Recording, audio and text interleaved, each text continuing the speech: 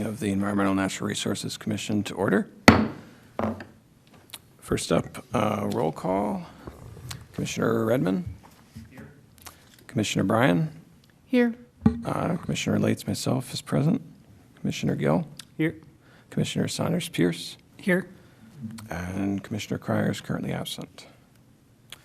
Moving on to approval of the agenda.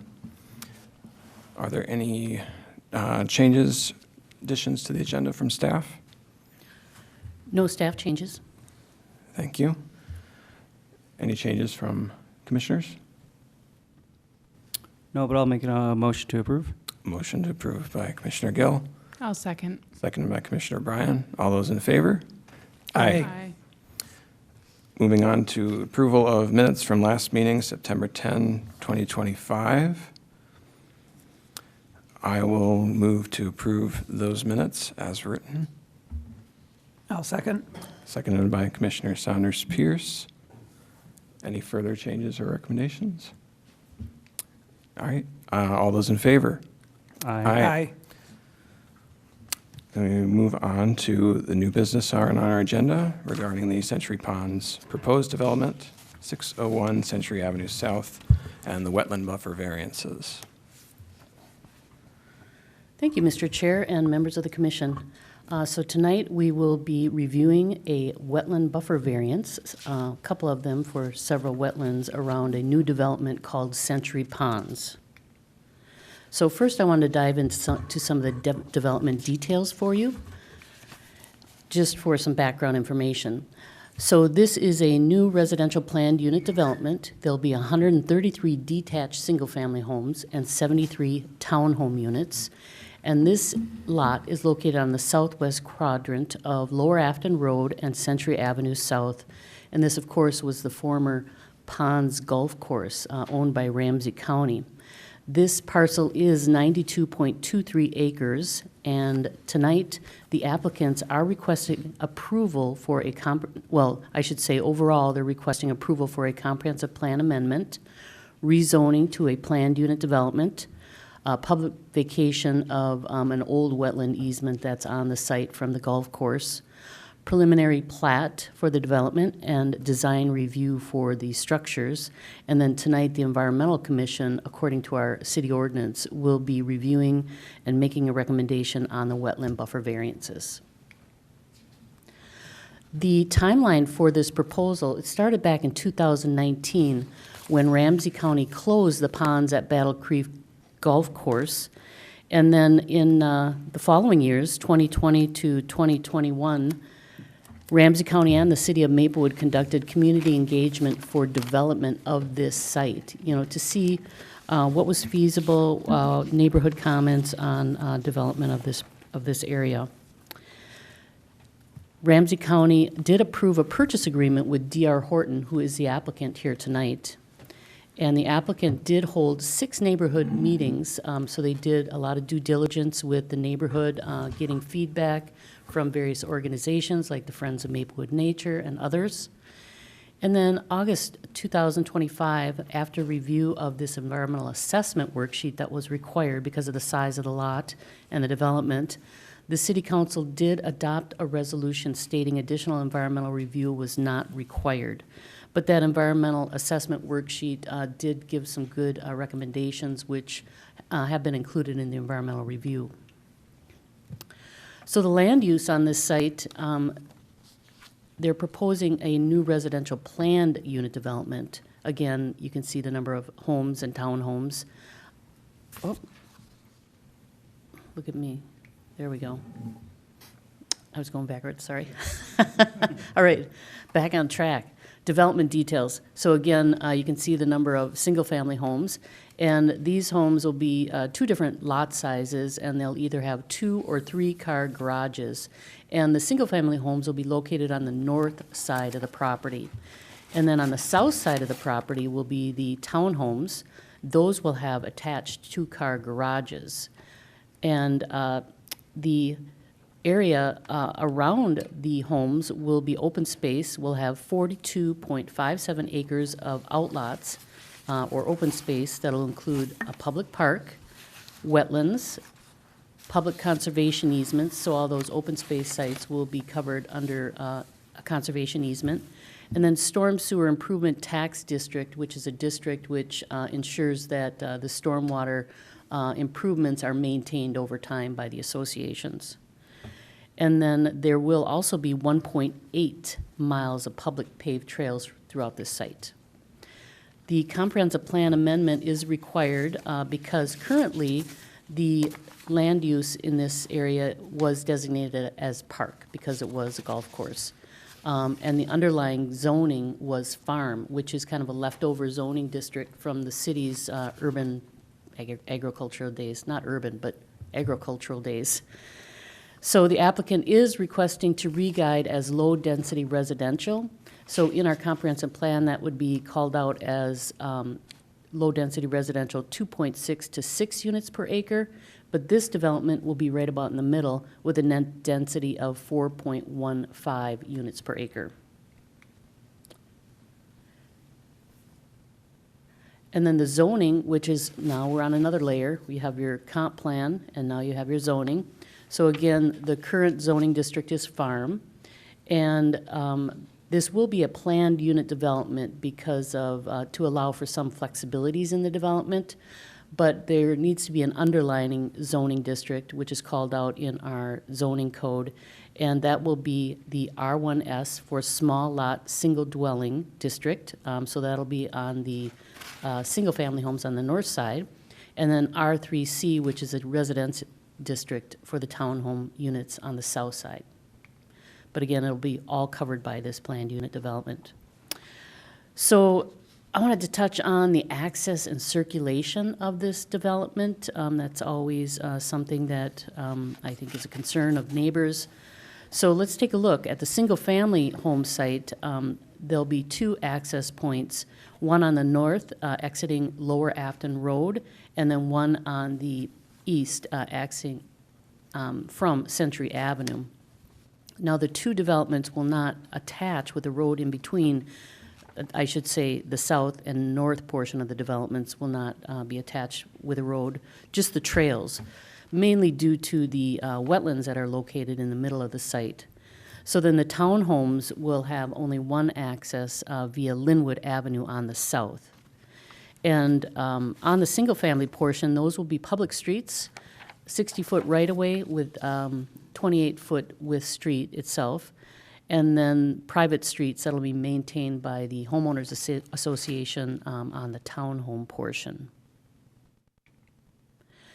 So here is the proposed buildings, the single-family homes. You can see currently 4 styles are being proposed, and this was reviewed by our Community Design Review Board, who approved the design review with some conditions. They wanted to see a few modifications to the design. But in general, the appearance of all the single-family homes in this PUD must be approved, again, by the Design Review Board and our council. And then one of the conditions was that no adjacent or across the street single-unit homes will have the same facade or floor plan, allowing for kind of a mixture of those units throughout the development site. And then all units must be constructed of building materials that mitigate noise from adjacent shooting range. And of course, our Environmental Commission here had reviewed the St. Paul Police Training Facility expansion recently, and we learned all about that. So these homes will be soundproofed. So they did submit a landscape plan, and generally they meet the city's tree replacement requirements and exceed that number. This plan calls for 371 overstory trees and 161 conifer trees. And generally speaking, on the single-family portion, they'll have 1 tree on the lot and then 1 tree in front in the right-of-way. And then in the townhome site, it'll be sprinkled throughout. And then we have called out other areas where there's opportunity for tree replacement, particularly in the park and for screening purposes in other areas. So I wanted to spotlight the open space because it does identify that, a good portion, a little less than 50% of this lot or this parcel will be open space consisting of natural areas and the wetlands, the ponds, and then as well the park. So you can see the percentages there.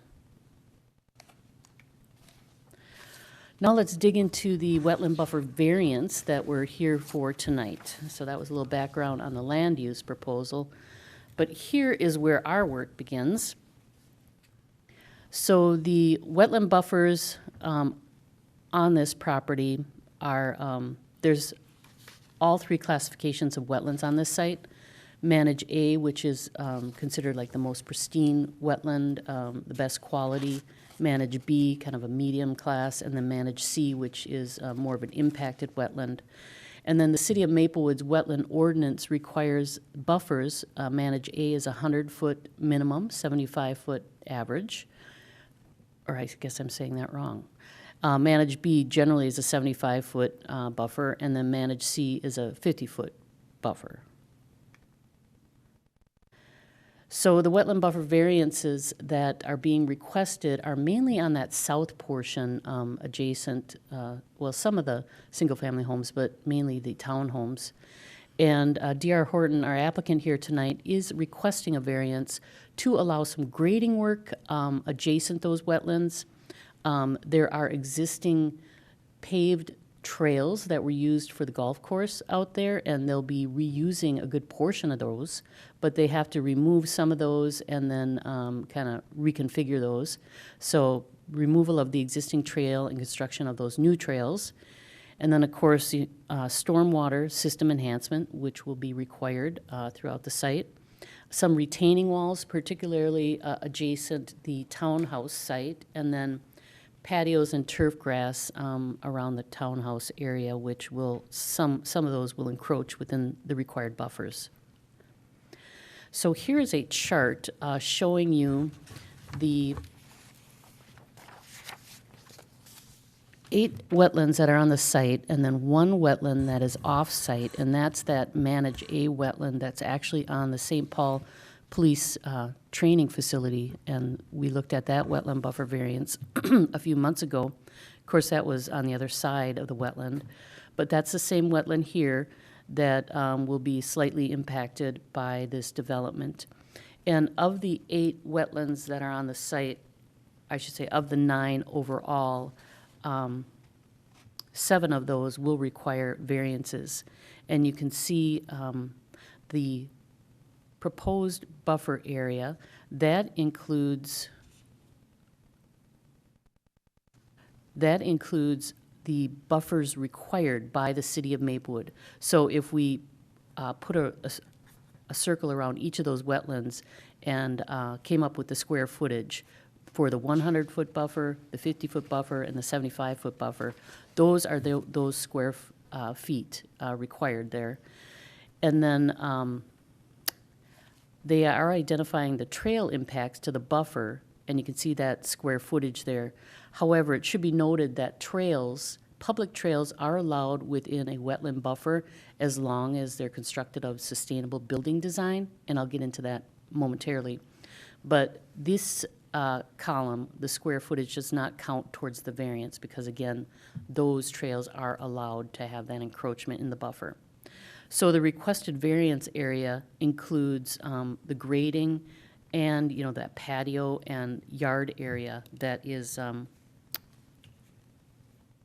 encroaching within the townhouse portion of the development. So they'll have an overall wetland buffer variance of 79,153 square feet overall. So here's an interesting photo. It's the aerial photo showing the existing golf course. And you can see there are several greens and fairways that are already within the wetland buffers that were required.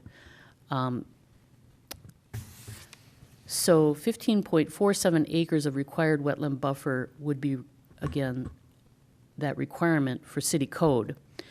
Now here we separated out into the existing golf greens, fairways, and manicured lawns that are within those buffer areas. So you can see there's already some impact within those buffers, and that's 6.77 acres. And then the other 8.70 acres consist of native plants and naturalized areas. And when that golf course developed years ago, the Ramsey-Washington Metro Watershed District did do some improvements around the wetlands with native plantings and things like that. So there are quite a bit of naturalized areas. However, I should say native plants there. However, that has sat vacant for many years, so likely has been overgrown with some invasives. Okay, now we're touching on the trails, and you'll see there's a nice connection of trails from north to south and even kind of connecting into those neighborhoods to the west. So the public trails, again, are allowed within that buffer if they're constructed with sustainable building designs.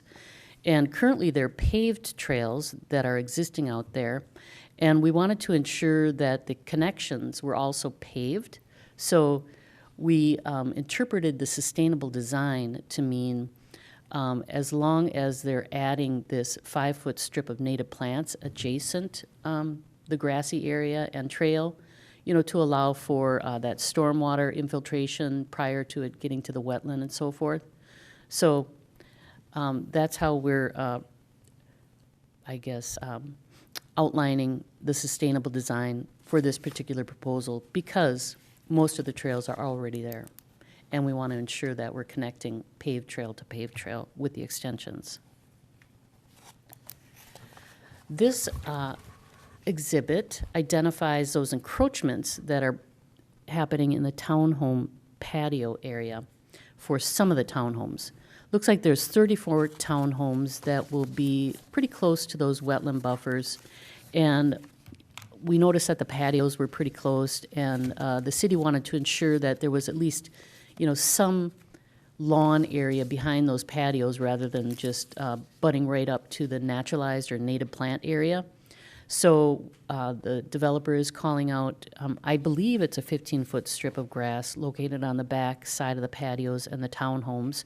It allows access around those buildings and some lawn area around the patios.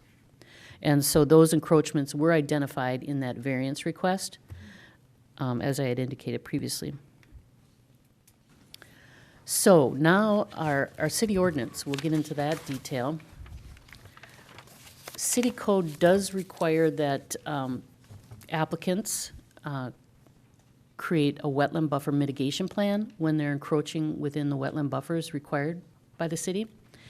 And there's 8 different standards that would be required in this, a pick and choose kind of method for this mitigation, including reduce or avoiding impacts, repairing, rehabilitating, or restoring those impacts, reducing or eliminating the impact over time by prevention and maintenance, compensate for the impact by replacing, enhancing, or providing substitute buffers, monitor that impact and take corrective measures, replant with native vegetation, and then, of course, any applicable watershed district requirements. And this will be reviewed, or has been, and will continue to be reviewed by the Ramsey-Washington Metro Watershed District, who will also have some requirements. And then the city does require wetland buffer mitigation surety of 150% of that proposed mitigation to ensure that, it's established over a 3-year period. So with the applicants here, they're proposing a mixture of those mitigation strategies. First is to plant a total of 28.22 acres of native seeds throughout the entire development, and 15.47 acres of that are the seeding around the wetland buffers, and then 12.75 acres are the additional open space sites, which will also be seeded with the native plants, or native seeding, excuse me. And the developer has submitted a proposal. They do propose to hire prairie restoration for a native plantings throughout there. And the proposal was included in your packet and details how they'll go about establishing the natives out there with the site preparation. Of course, you'll have a distinction between the areas that have been graded due to the development and then the areas that are naturalized areas. and how those will be dealt with as far as seeding and so forth. And then it calls out various seed and seed mixes, erosion control, and then an integrated plant management system. So they did include this map, which is a little fuzzy here. I apologize for that, but it showed the native seeding, which will call for a dry prairie mix, mesic prairie mix, and riparian seed mix, depending on where those seeds are located within a wet area or dry area. And then kind of a minimal, just outlined what a 3-year maintenance plan might look like. So it was nice to see that they were hiring a reputable company like that to establish the seed, the native seeding in this area. But we did have that reviewed, of course, by the city staff as well as Bolton and Mank. Brandon Boakes is here tonight, and his report is included in the staff report. And calls for some of the mitigation strategies a little bit more clarity. So you'll note in the city staff environmental review, that review includes trees and wetlands, but here tonight we're talking about the wetland portion and just kind of highlighting some of those conditions. We wanted to see an additional plan showing that 5-foot strip of grass and 10-foot strip of native seeding around the trails, adjacent to trails. The city will require a wetland buffer sign which calls out no mowing, grading, or building, and those are placed at least every 100 feet adjacent the approved wetland buffer variance. And that ensures that future, maintenance staff or residents or whoever, is aware that this is a wetland buffer area and that they cannot mow within there. And then, of course, requiring that 150% surety. And then Brandon's outline talks about the vegetation and seeding plan and how we'd like to see some more detail on maintenance of the seeding, a management schedule, and that management schedule will be called out and required as part of the developer's agreement to ensure that the seeding is established over at least a 3-year period. And then a little bit more seed mix details as to where each of those mixes will be placed, having more of a plan for that. And then also details the wetland buffer mitigation plan. So having proposed restoration or enhancement actions, how are they going to, for instance, the naturalized area, are they going to have a prescribed burn or, just use kind of non-invasive techniques to till that up, a little bit more detail on that. And then their long-term monitoring and maintenance schedule, past that 3 years. How's that going to be handled by the association, which will be required to maintain that? So tonight, I wanted to first outline the various commissions that have reviewed and are scheduled to review this. So in September, the Community Design Review Board did recommend approval of the design review, and that's the architecture, lighting, kind of landscaping, those issues. And then they did recommend approval with a condition that the design come back, some conditions before, building permit. And then Planning Commission recommended approval of all the land use requests. And according to our wetland ordinance, they also review the wetland ordinance and make a recommendation on that. So they did recommend approval of the wetland ordinance also. Tonight, we're here to review and make a recommendation on the wetland buffer variances, and in particular, if that is approved, how that mitigation plan make some comments on that and recommendations on that as well. And then October 15th, it is scheduled to go to the Parks and Recreation Commission for review of that new city park development, which is on the south side of the property. And then final review on October 27th. So, in summary, staff is recommending approval of the wetland buffer variance. And it is a resolution that we call out for the Century Ponds development, and it does outline the findings for variance approvals according to our city code and state statute.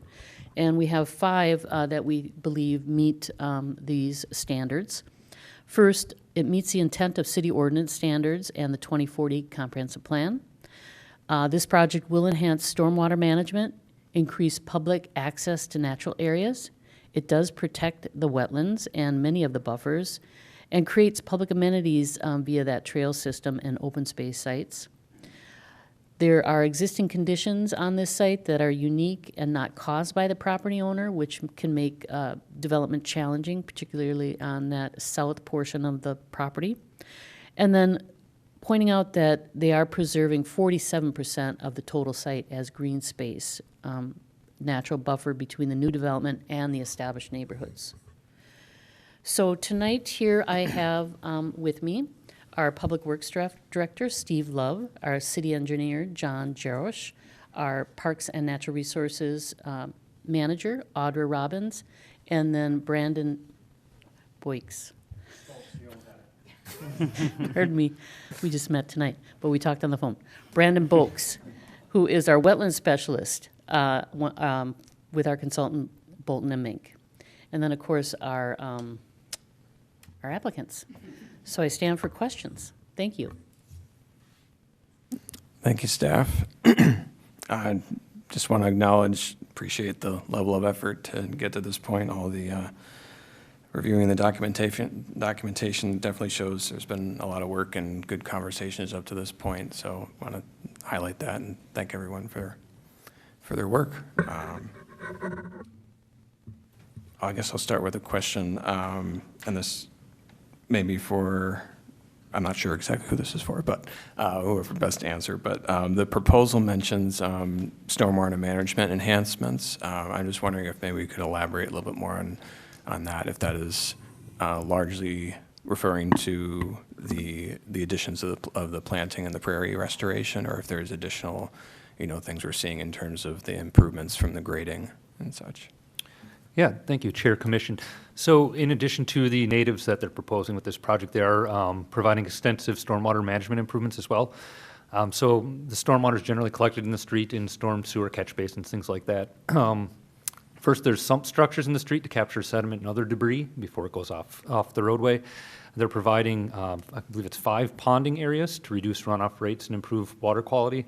And they're also installing 2 very large filtration basins to filter out pollutants and reduce runoff going off the site, infiltrating runoff into the ground.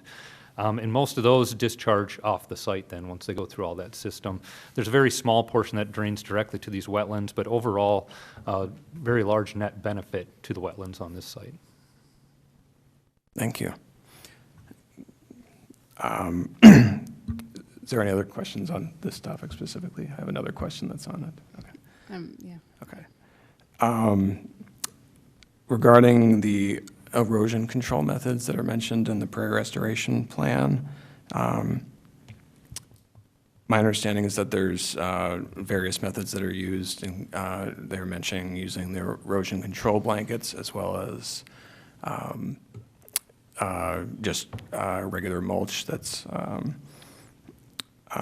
anchored. And I'm wondering if there was any additional details regarding the decision between using those two, and if there are any general standards associated with the use of blankets for erosion control, which could potentially provide for higher risk erosion zones, could be a more useful tool than just regular mulching. I'm curious if there are any additional details provided there. Mr. Chair, I think I'll look to our applicants if you're prepared to have them come forward. Good evening. I'm Dave Nash with Alliant Engineering. I'm the project engineer on this site. Although we didn't, Prairie Restoration put part of that plan together, our plan also includes an erosion control plan. Typically, we use blanket on slopes that are 3 to 1 or steeper that have immediate erosion issues. And then in the flatter areas, we usually just use seed and mulch on that. Great, thank you. Yep. Yeah, I think that sounds reasonable. I think I think it would be helpful. Yeah, it sounds like you have that included in your plan, so that's great to hear. Mr. Chair, I also believe that maybe a little more detail from Prairie Restoration is kind of outlined what we would like to see Okay, for the great. seating area in particular, adjacent to wetlands. So we're still looking for a little bit more of that detail around the wetlands in particular. Great. But that's good information, thank you. Further comment? Good evening, I'm Mike Sewell with D.R. Horton, one of the applicants. Just to give you a little bit of guidance on Prairie Restoration, it is a proposal. It's never been meant to be our final proposal because we chatted with the friends of Maplewood. They have some input. Your staff has some input. Bolton and Mink will have some input, so we know we need to work on that. One of the things we have looked at as we do other prairie restoration, as some of you know that we do in other cities, we try to stay away from straw mulch in our native areas because they bring weed seeds and it just compounds our effort going forward. So we use probably more blanket when we get to the native grasses because we're trying to avoid the weeds that come with straw. That's what we've done on other projects with prairie restoration, and I would assume we'll do it here. I mean, it's a larger area, so we have to chat with prairie restoration. We also have other native grass people we use. We use Minnesota Native Landscaping, so if prairie restoration doesn't feel right as we work through with staff and your consultants, we can certainly pivot to a different one, but I think prairie restoration will be able to do a good job out here for all of us. Great, thank you. Commissioner Redmond? So I have just a math question, just a clarification. So on the wetland buffer grading, am I understanding correctly, so that currently the wetland delineation would require a total buffer of 15.47 acres? Is that right? And that currently the site, as it exists today, 43% of that is landscaped over with golf greens and those sorts of things, right? Okay. So, wow, that's really loud. I'm a loud talker anyway. So then, if I'm understanding correctly, we've got about 11% variance request, which means that we have a net increase of native or restored naturalized areas of about 32%. Am I getting that straight? So there's a net increase in naturalized areas under this plan with the current variance request. I'm going to have this math guy answer. Well, I'm going to answer probably not in a math answer, but essentially the slide that you had kind of pointed to with the areas that were highlighted in orange and in blue, the orange areas are the areas in the buffers that are currently previous fairways and greens. And so those areas are going to get restored, those buffer areas are going to get restored. That's about 6.7 or 77 acres. And yep, here we go. There's the slide right there. So of that 15 acres of wetland buffer, 43% of that is former greens and fairways. So that's going to get restored. The blue areas there are shown to represent the areas that are being graded in the buffer for the development. So it's kind of trying to show you that there's a lot happening in the buffers, but some of it was previously greens and fairways, and some of it is some grading for the development there. And so the 8.7 acres is the areas of the wetland buffers that the watershed district had done natives in, that they're also going to be, and they haven't been maintained since the golf course has closed, and they're going to be enhancing that. They're going to be improving the vegetation in that section as well. When we talk about overall on the site, when we talk about 47% of the overall area, that includes the buffers, that includes the non-buffer areas that are going to be done in natives and the ponds as well. Okay, thank you.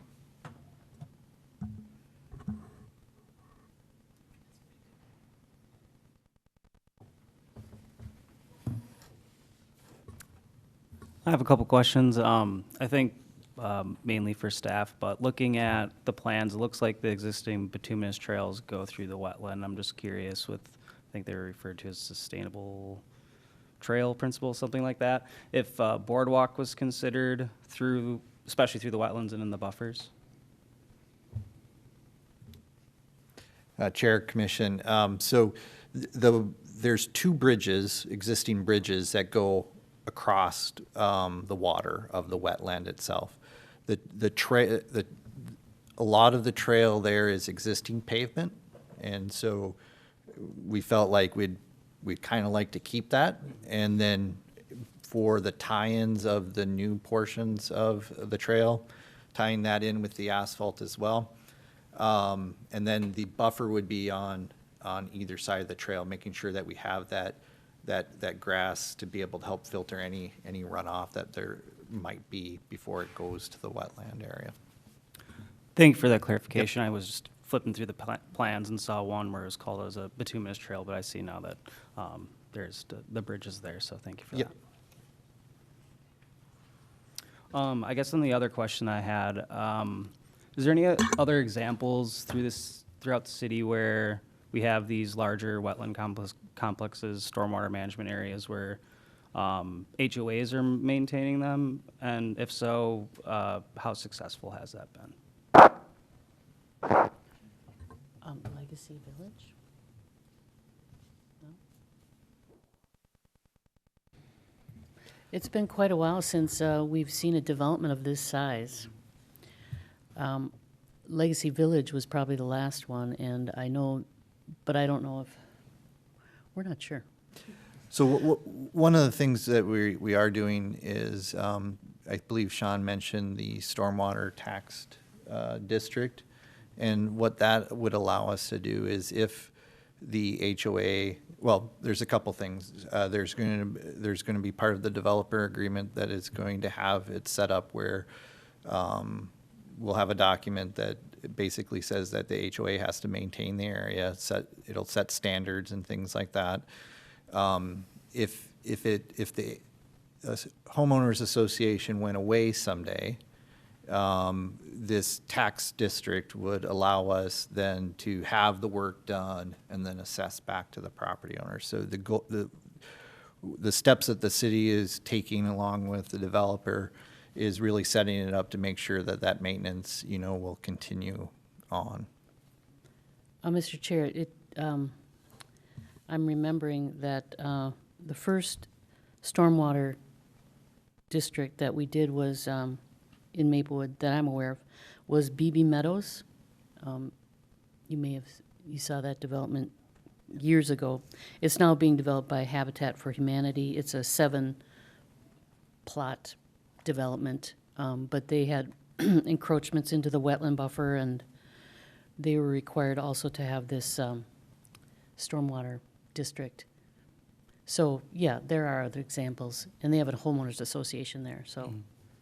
Yeah, that's very helpful. I saw that was referenced kind of in the materials, but I appreciate the lengthy explanation on that. That addresses my concerns really. And I believe there was also some staff comments on just seeing how that long-term maintenance would roll out, how staff would like to see more of that, and I would agree with that as well. I just had a quick question on just a clarification. So there's going to be HOA in both the townhouses and in the single family? It's a whole HOA for the whole area? I will turn to the developer on this. Good evening, I'm Deb Ridgway with D.R. Horton. So there will be a master association for the entire community, and then there'll be 2 sub-associations, one for the single family and one for the townhomes. The master association will be responsible for maintaining the natives on the site. Thank you. Thanks. I also have just a general question about the project. All of my concerns and anything I have been addressed, so thank you very much for putting this very comprehensive plan together. But this is just about the trails and whatnot. Are there any plans for interpretive signage describing some of the restoration work, about the wetlands, or about the native plants and anything that's going in there? Is that part of the plan?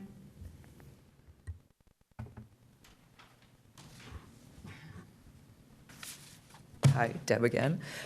We haven't gotten into those details, but that's something that we would definitely consider, kind of as an educational kind of aspect for people, the public walking through.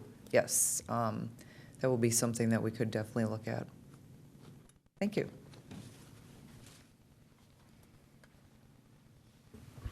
Mr. Chair, I just wanted to point out that that's a great idea and something that could be looked at as part of the mitigation requirements.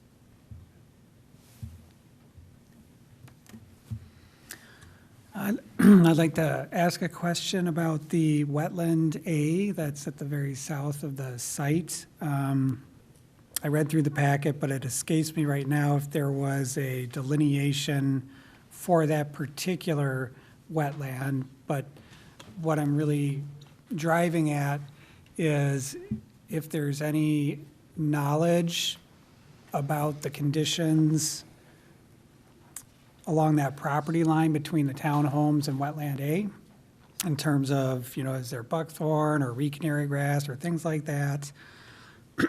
Excuse me. So that's one question, just kind of, if there was any, information that was collected about that area. And then the other thing that was of interest to me was to just better understand the site grading in that specific area for the development. And if there's, if there's direct drainage or concentrated drainage that might miss some of what, what that, little blue area buffer is highlighted there. In the context for my question really is the fact that recently our commission had the opportunity to review some improvements at the, around that wetland A. We spent a lot of time really trying to make sure that the buffer standards were, going to achieve the best ecological outcome for that particular wetland, because it is classified as a wetland, classified manage A. So that's the highest in the city. So I just wanted to have a little deeper discussion about, the improvements in that area. And, if there was any, any information that was collected about, the existing vegetation there, a little bit more maybe about the existing grading that's proposed there, so we don't, so I'd leave it at that.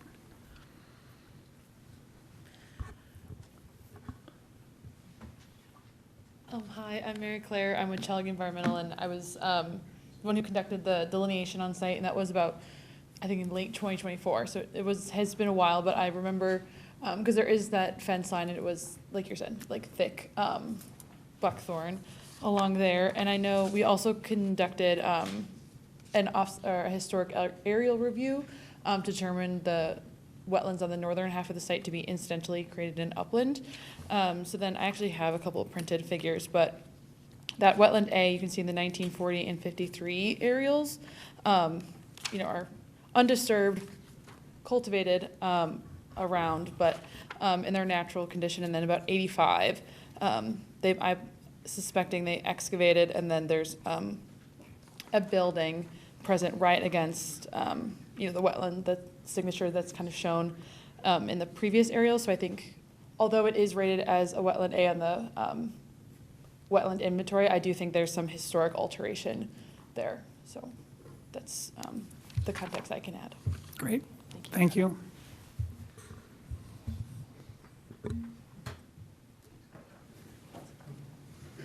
Hello, Dave Nash again with Alliant Engineering. Look at our grading plans, so around wetland A, all the drainage from the property line between the gun club and our property, that all drainage comes onto our site. We have storm sewer there to pick it up and then dump it into our ponds, so we're not putting any more water into wetland A itself. Great, thank you. Mr. Chair, I will remind the commission that one of the wetland buffer mitigation strategies for the St. Paul Police Training Facility. Most of it was focused on the west side of that wetland where the development will take place. But we also called out removal of the invasive species around the entire wetland. So we should ensure that there's kind of some coordination there too between the two developments. Yeah, I would think that would be appropriate if we can accomplish that. That'd be great.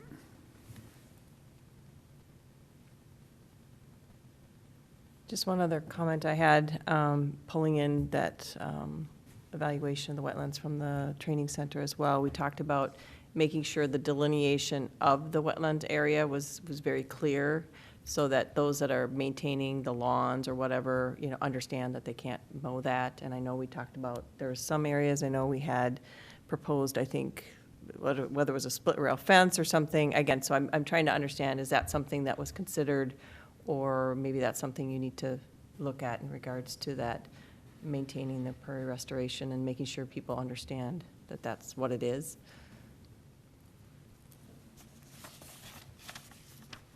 So I believe you're referring to some areas where it tends to encroach further into the wetland, and maybe there's some opportunity for split rail fencing or other demarcation besides just the signage. Correct. Yeah. We haven't thought about fencing yet, but it's something we certainly can come back. Our encroachments for all the encroachments that aren't grading are down in the townhomes, so that's a association maintained lawn, so the yards usually don't creep as much as they do at a single family. So we thought with that being an association maintained lawn and the signs, it usually works in other developments. So I guess we hadn't thought about fences, but we certainly can continue to have discussion with staff to see if there's areas that we think it'll be needed. If there's more high traffic areas or something that we need to add some split rail fences, we can certainly look at it. But right now we don't plan on fences, but not saying never. Okay? Thank you.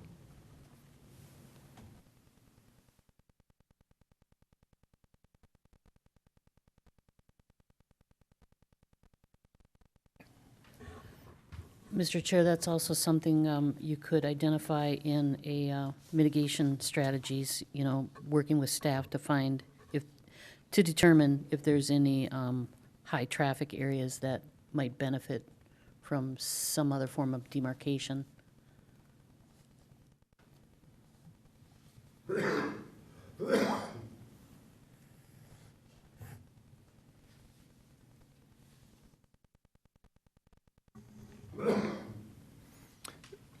Other comments from this time?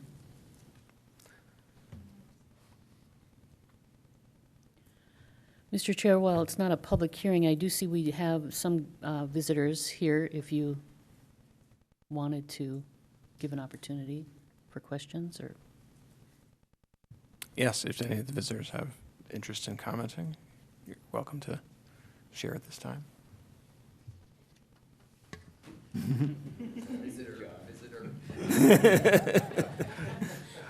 Hi, I'm John Zackel, President of Friends of Maplewood Nature. Am I the only non-staff person? Or wow, okay. I guess, you know, I think that says a lot for all the work that D.R. Horton and their consultants have been done on this. I remember coming to their first neighborhood meeting almost a year ago, and a whole lot of people there, so worried about this that they could barely get a word out edgewise. You know, I want to compliment them for listening to people and doing what they could. They even, in addition to the neighborhood meetings, they had a separate meeting with Friends of Maplewood Nature and other environmental advocates, and I've appreciated that I've seen a number of the issues that we brought up showing up in the plans. I see them listening to you tonight. Some great new suggestions coming out tonight. And all the work that the staff have put into this. So I just want to thank everybody for doing what you can to mitigate the impacts here and preserve as much of the natural area as possible.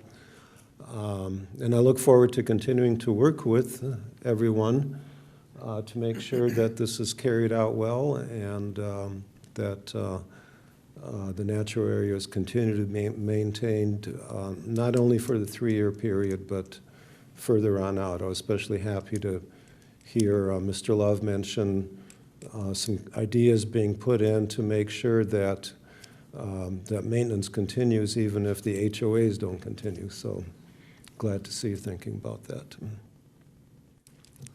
Thank you. Thank you.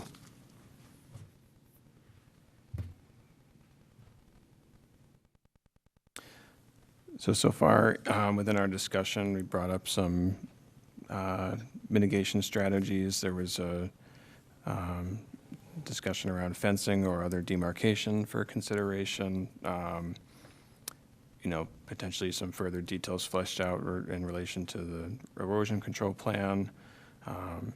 And then the suggestion of cooperation with the St. Paul Police Academy for owners of the adjacent site for management of that area around the wetland A. Are there any other items that I missed? Interpretive signage. I'd just like to kind of clear things up, and I think I missed one of these meetings, but the fencing for the St. Paul Police Academy, I believe we requested that because we had concerns of snow removal being pushed into the wetland. Is that correct? Yes, that's correct. And parking, we were concerned because there was a lot of Class 5 and there was a lot of traffic movement in that area. Mm-hmm. Okay, well, I guess with that, for me, I think fencing on that site makes sense. Here, I do think there should be buffer signage, something along the lines to indicate that folks shouldn't be dumping, encroaching, et cetera. But for the long-term maintenance, I could see having some fencing through that whole extent could make it more difficult. So that's my take, but I do believe there should be some sort of signage.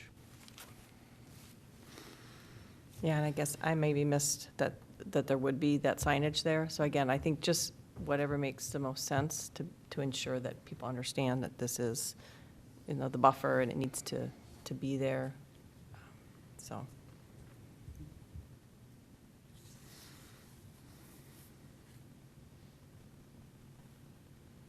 Great, okay. So I think with that, I have no further comments or questions.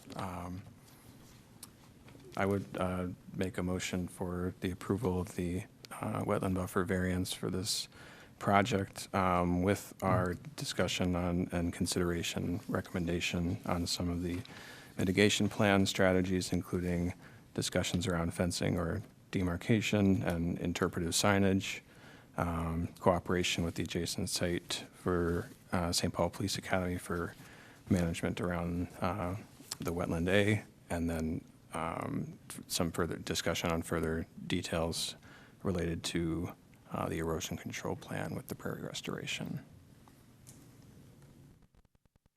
I'll second that mouthful. Seconded by Commissioner Redmond. All those in favor? Aye. Aye. Well, very good. Thank you so much for your time and effort on that. And again, you have recommended approval of that wetland buffer variance resolution, which will go now to our city council on October 27th. Yes. Thank you. Thank you. Thank you. Mhm.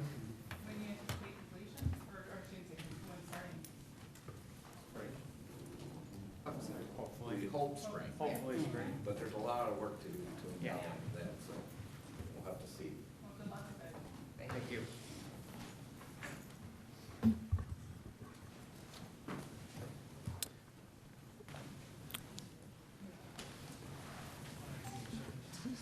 So next on our agenda, see, we have no unfinished business. Looks like no visitor presentations.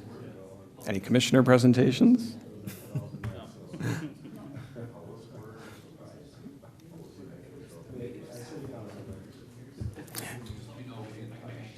We'll move on to staff presentations or reports. Thank you.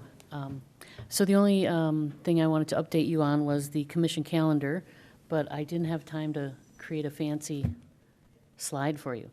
But I will tell you that stay tuned for November because we have one more wetland buffer variance to review.